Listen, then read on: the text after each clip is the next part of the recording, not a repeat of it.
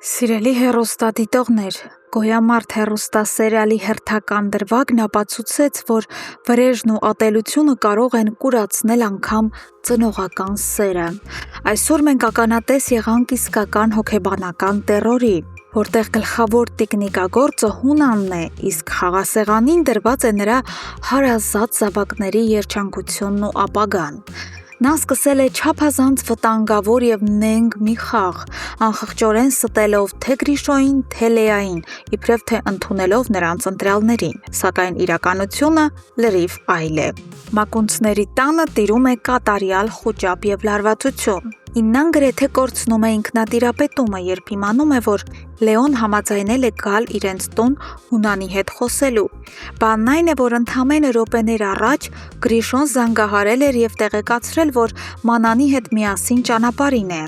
Իննան սարսափով է պատկերացնում այն արյունալի բախումը, որը կլինի Գրիշոյի ու Լեոյի միջև, եթե նրանք հանկարծ հանդիպեն իրենց հյուրասենյակում, այն էլ, երբ նրանց մեջտեղում Մանանն է։ Սակայն ի զարմանս և ի սարսափ բոլորի, Հունանը պահպանում է սառցե հանգստություն և գեր ինքնավստահություն։ Նա ունի իր ստոր պլանը և վստահ է դրա հաջողության մեջ։ Ահա և գալիս է Լեոն։ Նա համարձակորեն մտնում է ներս, սակայն Հունանը շարունակում է իր հոգեբանական ճնշումը։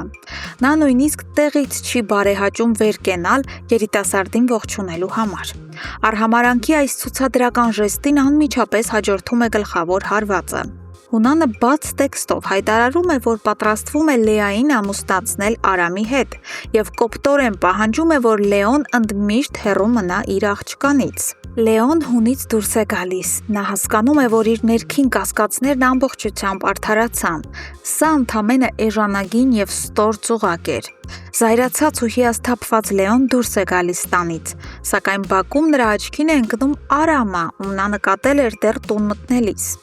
Լեոյի կուտակված ողջ ցասումն ու ագրեսիան պայթում են։ Տղաների միջև սկսվում է կատաղի ծեծկռտուք, և Լեոն անխնա ծեծի է ենթարկում Արամին, նրանից հանելով Հունանի հասցրած վիրավորանքի մրմուռը։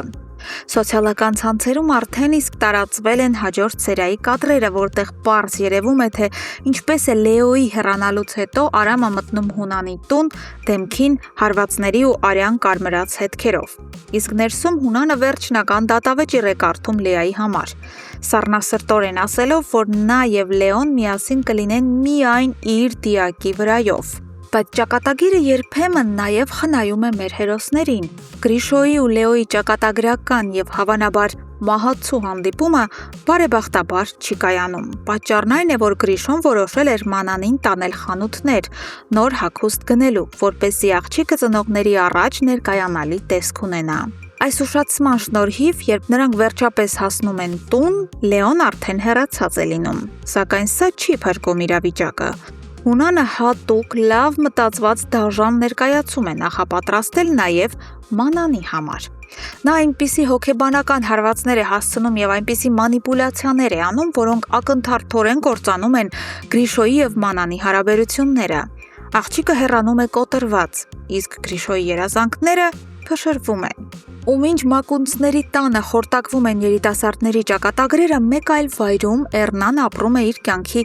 ամենաստորացուցիչ պահերը։ Ավոն ցույց է տալիս իր էության ողջ հրեշավորությունը։ Նա խայտառակ ձևով բառացիորեն շպրտում է Էռնային տանից և դուռը փակում նրա վրա։ Խեղճ կինը դրսում գոռում է, ողբում, արցունքներ է թափում, սակայն այդ դուռն այլևս երբեք չի բացվելու որպես փրկության ճանապարհ։ Բայց Ավոյի դաժանությունը դրանով չի ավարտվում։ Տեսնելով, որ Էռնան չի հեռանում և շարունակում է գոռալ, նա դիմում է ծայրահեղ և ցինիկ քայլի։